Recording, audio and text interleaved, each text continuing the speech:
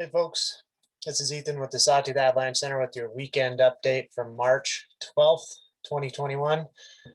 As a reminder, this is not a replacement for checking the forecast, so please continue to do that. If you need to get the forecast in your inbox, check us out at sawtoothavalanche.com and click to sign up. Also follow us on Instagram and YouTube at Sawtooth Abbey. This week was a pretty slow week out there, actually. We had about 3 to 5 inches of snow in the past week up north near Banner Summit and the Sawtooths, and less as you went south. Yesterday and the day before, kind of in the Baker Creek area and also down in the Soldiers, that snow had kind of squashed down under warmer temperatures and some sun to just maybe a couple of inches total. We've had gradual warming since the snow kind of ended Monday night into Tuesday. But as we'll see, we're actually the brunt of the warming is still yet to come in the next 2 days. And we haven't seen any D2 or larger avalanches since last Friday during kind of the peak of the warm up last week. As a result, we went from kind of moderate danger around the horn everywhere in the forecast area to gradually down to low. And that was the first time we've been low across all of our forecast zones since mid to early December, right about the time that we had just started to bury that weak layer of facets near the ground. That blip in moderate danger, that little bump there for a couple of days, was due to some of that snow and wind earlier this week that caused some sensitive wind slabs up in the Alpine, particularly in the Sawtooths. And since then, since those have started to heal, we've returned to low danger, and that's where we sit currently. Speaking of those facets, they are still there, and they're still showing up in our snowpack tests, producing results that indicate that a fracture, once it's initiated, or a failure, can propagate. So this is a pit profile dug in Owl Creek yesterday, courtesy of Sun Valley Guides there. And what you can see is softer snow toward the surface that starts to increase in hardness as you come down. So it gets stiffer as it approaches that weak layer of facets indicated by the big red arrow there. And that's still the primary way that you're most likely to trigger a large, dangerous slab avalanche is an avalanche that's going to be failing on that weaker snow near the ground, particularly in areas that are more wind affected, alpine, where the snowpack is thinner. Here, that layer of facets is a little over a meter down. But if you look at a picture of some alpine terrain taken earlier this year in the White Clouds, to illustrate this point, you can imagine in some of this steeper, rockier terrain toward the center of the photo, where there's been a lot of wind effect, the snowpack is going to be overall thinner, and your ability to impact a weak layer near the ground is going to go up. So there are more areas like this in steeper, rocky alpine terrain. And of particular concern that there just is more of this terrain and the overall snowpack still remains thinner is in the White Cloud Mountains, the Boulders, and the Pioneer Mountains in general. Moving into the weekend, as the temperature starts to warm, we're going to have to bring wet avalanche activity back onto our radars. This is some wet avalanche activity in Prairie Creek, the West Fork of Prairie Creek, toward the tail end of last week's warm up.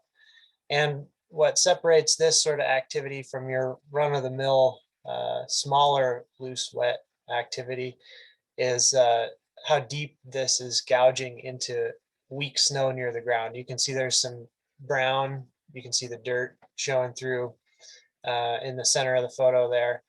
The entire snowpack here is soggy, and with warming temperatures over the next few days, we might start to see deeper, heavier snow that's completely saturated to the ground. That's going to cause some larger wet loose avalanches. Another thing we have to be concerned about is cornice failures. This one also likely occurred during last week's warm up, but I just snapped a photo of it a few days ago in Apollo in the Smoky Mountains. And those cornices, as they overhang these big south-facing slopes a lot of times. They're going to be sagging under their own weight, especially as temperatures warm. And a lot of times these can catch folks off guard with how far back onto a ridge line they actually extend when they calve off. So keep these in mind, particularly if you're poking around near ridge lines that have cornices on them, or if you plan to travel in terrain beneath them. So certainly don't linger under there, especially during the heat of the day. With our weather forecast moving forward, as I mentioned, the warmest of this warming trend is still yet to come. We have a temperature increase of 5 degrees as with our daytime highs tomorrow, and then 5 more degrees going into Sunday. And that's going to bring our mountain high temperatures into the low 40s by Sunday, and continuing to be a bit warm on Monday. Weather moving ahead next week, we have a small storm possible on Tuesday, but we've got something called split flow going on right now, which I'll describe here in a minute, which looks like what's going to happen next week as well. The good news is that we're going to cool off slowly Tuesday through Friday next week. This image here shows the jet stream. So the red blotches there are really high wind speeds in the upper atmosphere. So if you connect to the dots in that kind of snaky pattern from red spot to red spot across that image, you would be tracing the jet stream. And Idaho, located just above that low pressure, this is today, actually, later in the day today. There's a low pressure system that sits to our southeast. And then the jet stream otherwise kind of bubbles up and over us, which is why a lot of the weather has kind of missed us this week.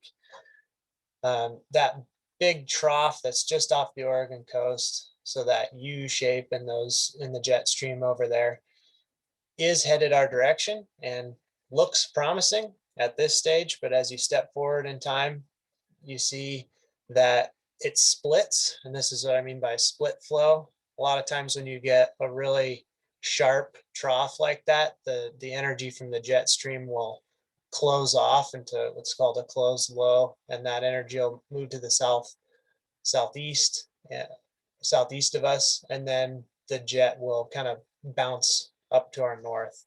So it splits into 2 different low pressure systems, and you can see by Tuesday, one of them is forecast to return back to where the one is currently, down across Utah and Nevada, and eventually into Colorado, while the rest of the jet stream kind of goes to our north. So that's what's referred to as split flow, which you can see we kind of sit right in the middle of, which means generally kind of calm wind, lots of sunshine. The good news is that little low right there is going to keep some cooler air, which is why we'll have temperatures that aren't quite sweltering next week, even though we're going to be sitting under high pressure generally. Overall snow expected through next Friday. Very little. Banner might get clipped a little bit. Galena Pass might get a couple inches, and Wood River Valley is looking like not much at all. So as we kind of sit through this ramp up in kind of spring conditions that we've experienced last week and again this week, there's just a few things we want to keep in mind. Still encourage you guys to read the forecast. I mean, low danger is not without risk, and we do our best to put out the information each morning that informs you of the primary avalanche concerns that we have for the day. We want you to make a plan. It's, take the kind of fraught process of thoughtful decision making when you're standing above a ski run you might want to ski, and put that decision making process kind of into your pre-trip plan as much as you can. So identify some of the terrain you plan to avoid beforehand and stick to it, and then be prepared to take a step back if you encounter conditions that you didn't anticipate while you're out there in the field. So this plan should also include your emergency plan and resources should something occur while you're out in the field. So just keep that in mind. Continue to use safe travel practices. So check your gear before you leave your house, and then again at the trailhead, and then limit your exposure to the hazard. A lot of the hazards that we're going to be experiencing during the warm-up are associated with warm snow, rocky south-facing terrain during the heat of the day. So if you limit your exposure to those sorts of hazards, finding a safe place out from underneath that sort of hazard from above while you're eating your lunch and so forth, you can really reduce your overall risk while you're out there. And then, ski one at a time when reasonable. Those same sorts of travel practices you've been doing all year. Just make sure they are still top of mind and they're not going out the window. And then consider the consequences. When the chances of triggering a slide decrease, we're often lured to bigger, more consequential terrain. So realize that even small slides can have big consequences. And if there's any hesitation, you can always choose less committing terrain. So that's all I got for you today. Hope you guys are having fun out there, enjoying the spring-like weather. Keep doing what you're doing, playing safe, enjoy the weekend, and we'll catch you on the next weekend update on Friday. Take care.